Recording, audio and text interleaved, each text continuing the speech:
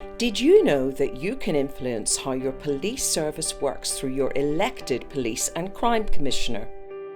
They are your voice in policing. Your Police and Crime Commissioner is elected by you. They act as a bridge between you and your local police service. The role of the Police and Crime Commissioner is to be the voice of the people and hold the Chief Constable to account. Every police force in England and Wales is held to account by a Police and Crime Commissioner, or in some areas by the Mayor. Their responsibilities include setting the police budget and the police priorities, which are published in their Police and Crime Plan. They also appoint the Chief Constable. The Chief Constable is responsible for making all operational policing decisions, with the PCC providing strategic oversight to ensure progress is made against local priorities.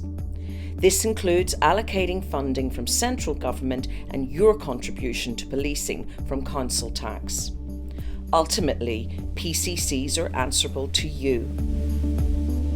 Police and Crime Commissioners are helping to improve the local criminal justice system to support victims of crime and reduce reoffending.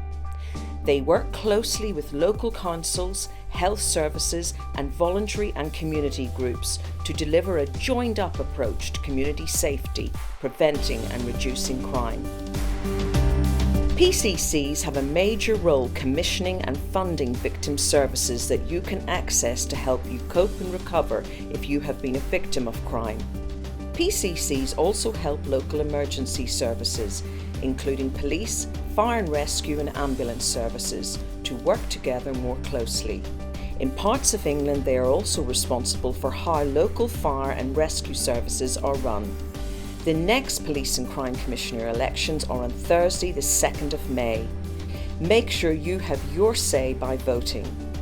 Find out more about PCCs by visiting the Role of the PCC page on the APCC website.